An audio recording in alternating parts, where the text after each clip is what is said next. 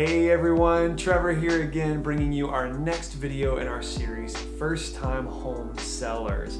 These videos are going to be super invaluable for those of you that have never sold a home before, so you get an inside scoop of what it takes to be successful in this market today.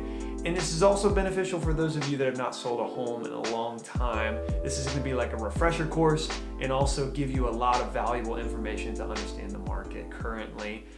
So if you haven't seen the first video, go back and check it out.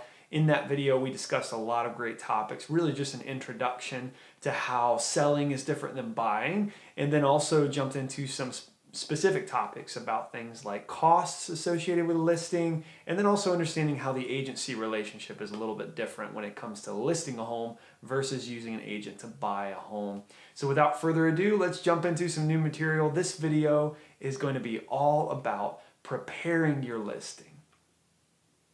So the most helpful tip I can give you when it comes to preparing to list your home is start early. You have to start early because there's so much to accomplish and get right in order to make your sale successful. So before you do anything to your home, before you jump into making repairs or upgrades or any of that, my advice to you is start way ahead of time talking to a trusted real estate agent that can help you understand some of the things that are going on in the market and what is most desirable, and even some of the things that you don't need to spend money on, right? Agents see this stuff all the time, so they would be an invaluable asset to you to be able to look at where to spend your money most effectively before you ever start down that route of putting a lot of money into repairs and upgrades. I mentioned this in our last video, but I want to mention it again because it is super important when preparing your listing. I think it's really smart to hire a general inspector before you ever think about listing a home. General inspectors are not expensive. You're talking between $400 and $500 typically, and they are going to look at your house from top to bottom as much as they can see. They're going to give you a valuable insight into what's going on under the hood of your house.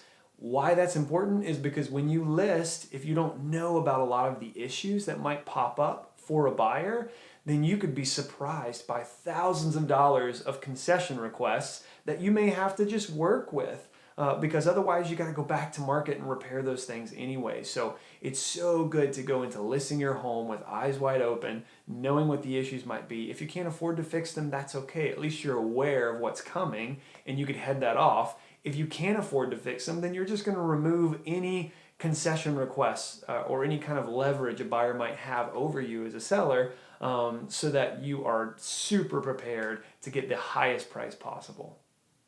In terms of preparing, one of the most important things to know are the costs associated with a listing, right? So before you ever jump into getting your home ready, or before you start jump through the hoops of what it takes to get things ready to list, you need to understand your costs really well.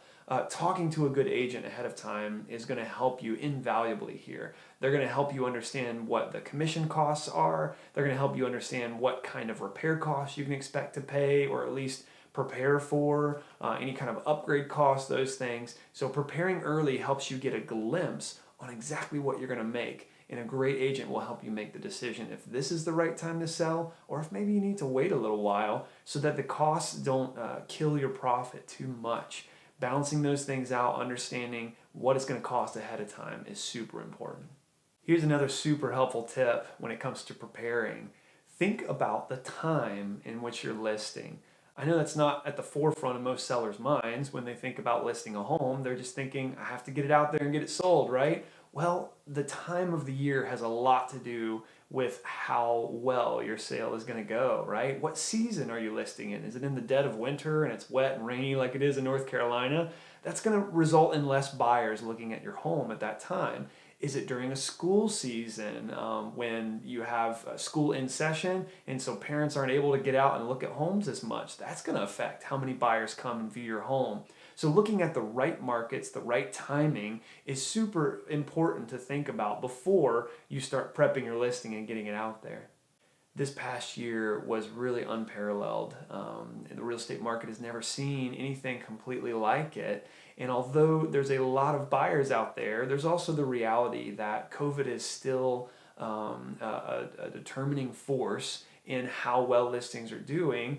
And not to mention all the political turmoil and things that went down last year, it has all affected this market in one way or another. So having great conversations with real estate agents before you start thinking about listing is going to help you have an accurate perception on how well your home can sell and if this time period of the year is the best time to get the highest value for you. My next tip is more just a piece of advice. Pricing is not just guesswork. Pricing is an art. You have to understand so many factors to nail a price, and not just nail it to get the price you want, but nail it to drive the competition you want, right? So in this market, real estate agents are artists when it comes to pricing a house. They look at the market around your home and they're trying to dissect the comparables that have sold, the current activity that's going on, even what's pending and contingent currently in the market, and give you a price that they think will drive the most competition towards your home. And a lot of times that may not mean listing for exactly what you want to get, or even overlisting the price to try to get a higher price. In this market, that may mean underlisting to try to drive a ton of buyers towards your home. I tell buyers all the time when I'm working with them and taking them around homes, if you see the price online, don't assume that is what it's going to sell for. Assume the price is a lie, basically, and trust us to try to figure out where to get you in the competition in order to win in a multiple offer situation. When it comes to you as sellers, you really want to lean on your real estate agent's expertise to help you find a great price point to list at. That may mean not pricing exactly where you want to get it. That may mean pricing a little low because the real estate agent knows you're going to get a lot of competition, and that's ultimately going to give you the highest possible sales price. We often tell sellers that the market is the one that determines the value of your house. It's not an appraiser, it's not you as the seller. It ultimately comes down to what is the market willing to pay.